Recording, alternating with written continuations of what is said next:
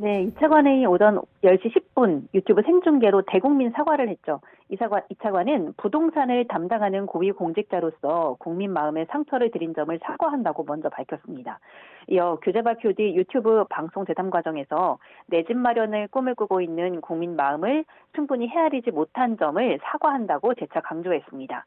마지막으로 배우자가 실거주를 위해 아파트를 샀지만 국민 눈높이에 못 맞췄다고 사과했고, 앞으로 부동산 정책 담당자로서 주택 시장이 조기에 안정화할 수 있도록 최선을 다하겠다고 말했습니다.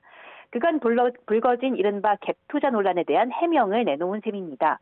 유튜브 사과는 2분이 소요됐고 생중계 형식이었지만 댓글이나 실시간 채팅창은 열리지 않았습니다. 앞서 이 차관은 지난 19일 돈 모아 집값 떨어지면 사라고 발언했습니다. 하지만 정작 이 차관 본인은 경기 성남에서 갭 투자자에게 아파트를 팔고 배우자는 전형적인 갭 투자를 했다는 논란에 휩싸였습니다.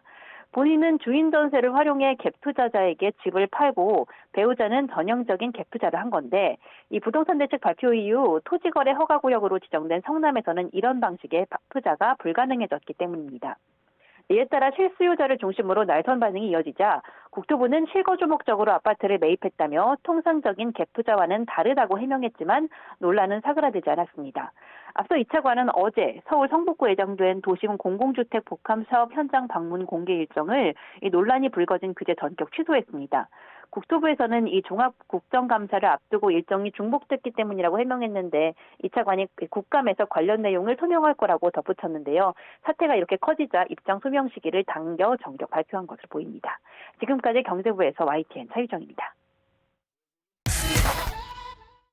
국회 국토교통위원회 여당 간사인 더불어민주당 복기왕 의원은 11호 부동산 대책을 사다리 걷어차기라고 하는 건 실체가 없는 공격이라고 비판했습니다. 복 의원은 오늘 YTN 라디오 김용수의 더 인터뷰에서 15억 정도면 서민들이 사는 아파트라는 인식이 있다면서 15억 아파트와 청년 신혼부부에 대한 정책은 건드리지 않았다고 말했습니다. 그러면서 중산층 이하 대상은 전혀 건드리지 않은 정책인데 정서는 오히려 그분들을 건드린 것 같아 걱정이라고 덧붙였습니다. 이어 15억 이상인 주택은 주거 사다리라기보다는 부를 넓히고 축적하는 욕망의 과정이라면서 그 과정이 우리 부동산을 들썩이게 만들기 때문에 대출 규모를 축소하고 주택담보대출 비율을 강화해 적용하는 거라고 설명했습니다. 복 의원은 집값 떨어지면 그때 사라는 취지의 발언을 한 이상경 국토부 차관에 대해서는 다음 국감에서 당연히 야당 공격이 예상된다면서 민주당 입장에서도 사과해야 하지 않을까 생각한다고 말했습니다. 이 앞서 대통령이 언급한 정책 수단이 보유세 인상 등 세제 개편이 아니냐는 일부의 분석도 있었는데요. 민주당은 선을 긋고 있습니다. 하지만 국민의힘은 여권 고위층의 부동산 보유 실태를 거론하면서 공세를 펴고 있습니다. 다주택자인 이찬진 금융감독원장은 서초구의 고가 아파트 두 채 중 하나를 자녀에게 증여해서 정리하겠다고 밝혔는데 어제 정무위 국감장으로 가보시죠. 정작 본인은 강남에 같은 아파트 단지 내 두 채를 떡하니 소유하고 있습니다. 눈높이에 맞지 않는 부분에 대해서는 한두 달 안으로 정리할 상황입니다. 거긴 제 자녀한테 양도할. 어쨌든 정부가 결국 보유세 카드를 내밀 가능성도 꾸준히 제기되고 있는데 민주당 내에서도 의견이 엇갈리는 것 같습니다. 이번에 보유세가 들어갔었어야 된다고 보세요? 예, 저는 그랬으면 오히려 더 확실한 효과를 거둘 수 있지 않을까 그렇게 생각하는데 똘똘한 한 채로 이렇게 집중되고 있지요. 이 문제에 대해서 저는 손봐야 된다고 생각합니다. 저는 집값을 못 잡는 것이 선거에 더 큰 위험 요인이 된다고 생각해요. 집값을 잡아야죠. 초점은 아무래도 공급 방안을 좀 다듬고 만드는 그 방향 아닐까 싶습니다. 보유세가 직접적으로 주택 안정의 수단이 된다라고 보는 부분에 있어서는 의문점을 표시하는 전문가들이 많습니다. 최근 국토부 차관이 했던 이 발언이 아닐까 싶은데, 오늘 아침 여당에서 처음으로 이 발언에 대한 사과의 입장이 나오기도 했습니다. 함께 들어보겠습니다. 최근 이상경 국토부 1차관의 부적절한 발언으로 국민 여러분께 심려를 끼쳐드린 점, 당의 최고위원이자 국토위원으로서 국민 여러분께 진심으로 죄송하다는 말씀 먼저 드립니다. 차관 같은 고위공직자는 이 한마디 한마디가 국민 신뢰와 직결된다는 사실을 잊지 말아야 합니다. 이번 일을 계기로 저희 여당은 더욱 겸허히 국민의 목소리에 귀 기울이고 책임 있는 자세로 국정을 바로 세워 나가겠다는 말씀 드리면서 여당 원내대표부터 국토부 차관까지 정작 자신들은 갭 투자의 사다리를 밟아 부를 축적하고 주요 지역의 부동산을 가지고 있습니다. 지금 제 뒤에 백드롭에 쓰여 있는 것처럼 국민에게 나는 되고 너는 안 된다며 윽박지르고 있는 것입니다. 국민은 주거 불안정으로 고통받더라도 민생이 파탄나더라도 부동산에 대한 삐뚤어진 신념을 기어코 관찰하는 내로남불의 위선이자 오만일 뿐입니다. 자, 한준호 민주당 최고위원이 지금 사과를 했습니다. 그런데 이 말을 한 건 한준호 최고위원이 아니라 국토부 차관이란 말이죠. 이상경 차관인데 이 대리 사과에 대해서는 좀 어떻게 평가하십니까? 그렇습니다. 사실은 뭐 그 국토부 차관이 직접 그 사과를 해야죠. 예. 그리고 하필 또 국토부 1차관이 정통 관료 출신이 아니라 가천대 교수 출신이란 말이죠. 조경학과 교수라고 하더라고요. 또 하필 또 가천대란 말이죠. 예. 뭐 가천대가 왜 문제가 있냐라는 부분보다는 어쨌든 성남 예. 또 이재명 대통령 주변의 사람이다라고 하는 부분이 오히려 최근에 김현지 씨 논란까지 더 연동돼서 연상을 시키는 부분이거든요. 예. 예. 뭐 지금 산림청장 문제에다가 국토부 1차관 문제까지 다 이렇게 연동돼 있는 문제입니다. 그러면 기본 인식 자체가 과연 어떤 서민과 중산층에 이렇게 맞춰 있는 그런 어떤 그 이재명 정부의 국정 철학에 맞는 태도인가? 사실 문재인 정부 때도 그런 얘기 초기에 했어요. 집값 감당이 안 되면 세금 감당이 안 되면 세금 갖고 집 팔아서 지방으로 가라. 그런 얘기 하다가 사실은 정권 연장도 안 된 거 아닙니까? 그때도 똑같이 박근혜 정부의 어떤 파면을 딛고 촛불 정권이라고 들었었는데 그 정권에서 그런 얘기를 했단 말이죠. 저는 근본적으로 보면요. 서울의 집값이 저평가됐다는 기준으로 좀 생각할 필요가 있습니다. 전 세계가 서울로 오고 있어요. 또 외국인도 뭐 물론 뭐 그 투기 세력은 잡아야 되겠지만 여기서 가장 아픈 것은 대통령도 말씀하시잖아요. 구더기 무서워 장 못 담냐 하지만 일부 투기 세력은 건절하면 되는 것이고 그러나 지금 실수요자가 집을 못 가져서 그야말로 대출도 못 받는다. 사실 미국이나 이런 서구 사회에서는 다 모기지로 대출 지금 이제 셧다운 되니까 제일 걱정한 게 그렇더라고. 미국 공무원들이 모기지를 달세를 못 낸다. 그런 일을 하고 있거든요. 우리나라가 집값이 올라가도 좋으니까 어쨌든 그것을 대출받아서 실수요자가 젊은이들이 또 혹은 결혼을 한 사람들에게 더 많은 뭐 인천시 같은 경우는 뭐 천원주택 그런 얘기도 나오고 있는데 왜 그런 플러스적인 발상을 못 하느냐. 그런데다가 지금 국토부 1차관이 저런 발언까지 해버리니까 상당히 민주당도 그렇고 정부 입장도 난감하다 그렇게 봐야 될 것 같습니다. 네, 지금 뭐 김 교수님 말씀해 주시는 게 사실 지금의 여론의 분위기를 어느 정도 지금 얘기를 해 주시는 것 같기도 하고 국민의힘 입장에서는 이번 그 정부의 대책이 오히려 좀 반전의 계기가 될 수도 있겠다 이런 생각도 좀 드는데요. 어떻게 보십니까? 저희가 국민의힘이 정치적으로 이득을 얻는 건 중요치 않습니다. 사람들이 집을 산다는 게 결혼과 아이를 낳고 집을 산다는 건 인생에서 굉장히 중요한 일이죠. 그래서 오늘 집 살래다가 내일 안 산다 이게 아닙니다. 집을 사기 위해서 많은 사람들이 노력을 하죠. 그런데 사람들이 가장 싫어하는 게 뭐냐? 정부가 나한테 도움이 안 되는데 내 인생에 왜 발목을 잡냐 이겁니다. 아니 지금 집값뿐만이 아니고요. 주식도 뛰고 있고 금값도 뛰고 다 뛰고 있습니다.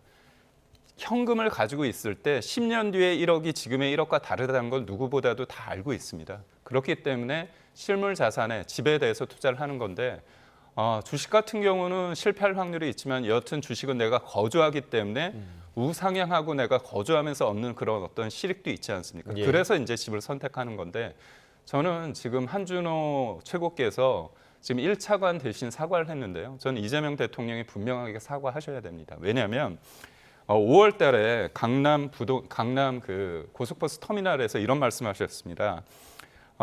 민주당 정권이 집권했을 때 집값이 올랐는데 왜 그랬을까? 전 생각을 바꾸기로 했다. 이렇게 명시적으로 얘기했고요. 예. 부동산 가격이 오른다고 다른 지역과 좀 괴리감이 생겨도 서로 비싸게 사고 팔겠다는 것을 굳이 압박해서 낮출 필요가 있겠느냐. 그러니까 쉽게 말해서 강남 쪽에서 오르는 건 자기들끼리 사고 파는 거니까 내주겠다. 예. 그리고 그걸 하기 위해서 과도하게 수요를 억제하고 뭐 세금을 하고 그런 부분은 안 하겠다고 명시적으로 얘기를 했고요. 자기가 민주당 정권에서 한 부분과 나는 다르게 하겠다고 명시적으로 얘기를 했는데 그게 아니거든요.